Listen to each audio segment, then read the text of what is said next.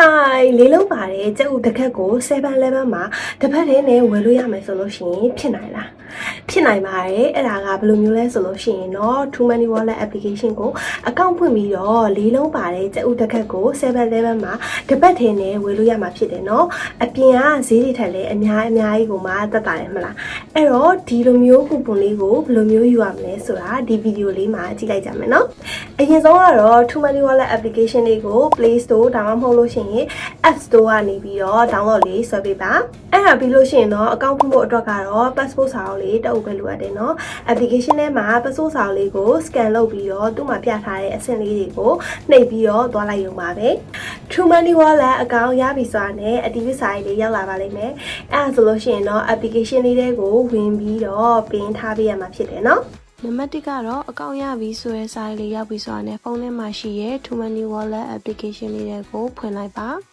နံပါတ်2အကောင့်ထဲကိုဝင်ဖို့အတွက်အကောင့်လျှောက်တုံးကထည့်ထားတဲ့လှုပ်ဝက်ကဏ္ဍလေးပြင်ရိုက်ထည့်ရမယ်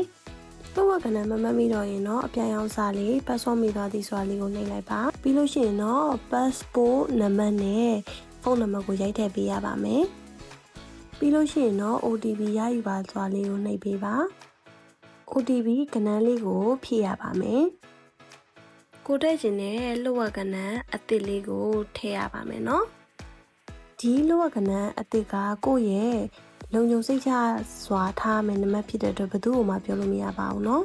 ။ပြီးရင်တော့အကောင့်ပြန်ဝင်ရမယ့်နေရာလေးကိုပြန်ပြီးတော့ရောက်သွားပါလိမ့်မယ်။နံပါတ်3ကတော့ဝင်မီစွာလေးကိုပြန်နှိပ်ပြီးတော့အစကနေဝင်ပြီးတော့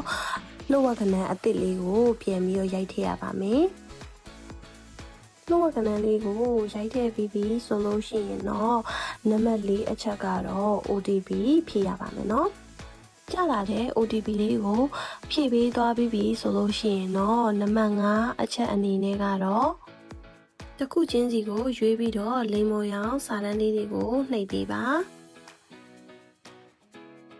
ပြီးလို့ရှိရင်ပြတဲ့အတိုင်းလိမ်မော်ရောင်လေးတွေကိုစက်တိုင်းနှိပ်ပေးပါနော်နံပါတ်1ကတော့ application ထဲကိုဝင်ပြီးတော့အကောင့်ထဲကိုဝင်ပါနံပါတ်2ကတော့ပင်ထည့်ရမယ့်နေရာလေးပေါ်လာလိမ့်မယ်နော်တကယ်လို့ကို့မှာပင်မရှိသေးဘူးဆိုလို့ရှိရင်တော့ပင်မရှိပါဆိုတာလေးကိုနှိပ်ပေးပါ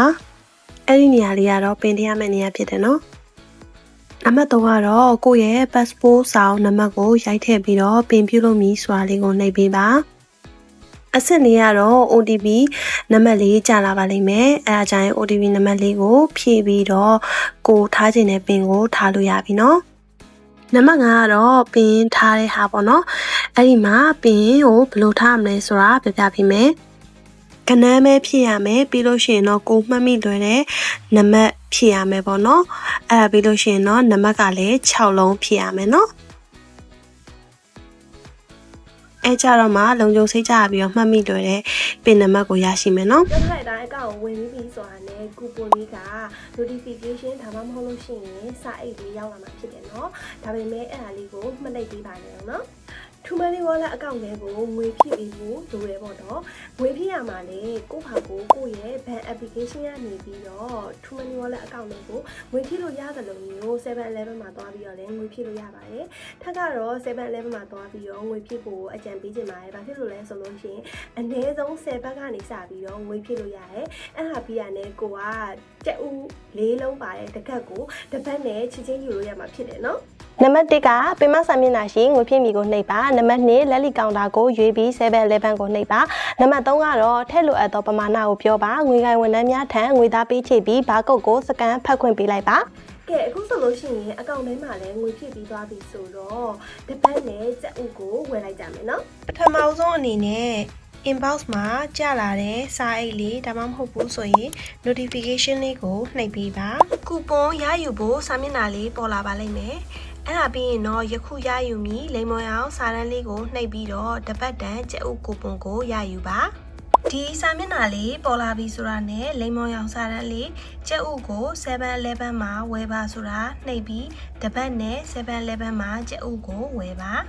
ကူပွန်ရှိတဲ့စာမျက်နှာလေးကိုရောက်သွားပါလိမ့်မယ်အဲကြလို့ရှိရင်အသုံးပြုမီဆိုတာလေးကိုနှိပ်ပြီးပါ အခုလိုပေါ်လာပါလိမ့်မယ်ဒီကူပွန်လေးက15မိနစ်ပဲတက်တန်းရှိရနော်တကယ်လို့7-11မှာဆိုလို့ရှိရင်တော့အသုံးပြုမည်စွာလေးကိုနှိပ်လိုက်ရုံပါပဲမဟုတ်ဘူးဆိုလို့ရှိရင်တော့ cancel ကိုနှိပ်ပြီးတော့နောက်မှပြန်လာပေးပါဒါမျိုးလေးပေါ်လာပါလိမ့်မယ်သူက15မိနစ်အတွင်းပဲအသုံးပြုရမှာပါအဲ့တော့ကောင်တာကဝန်ထမ်းကိုပြပြီးတော့ scan ခိုင်းလိုက်ပါ scan ပြီးပြီဆိုတာနဲ့ပတ်စံပေးရမယ်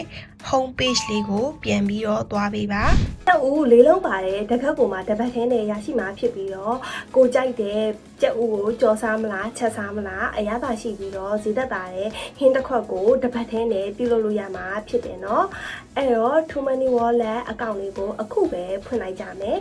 ပြီးတော့ဒီအစီအစဉ်လေးကလည်း31ရက်ဇွန်လအထိရှိရဖြစ်တယ်နော်အခုလိုမျိုးစိတ်ဝင်စားစရာရင်ခုန်ဖို့ကောင်းတဲ့ promotion တွေအစီအစဉ်တွေအများကြီးရှိရဲ့ Too Money Wallet application လေးကိုအခုပဲ download ဆွဲပြီးတော့အကောင့်ဖွင့်လိုက်ကြမယ်နော်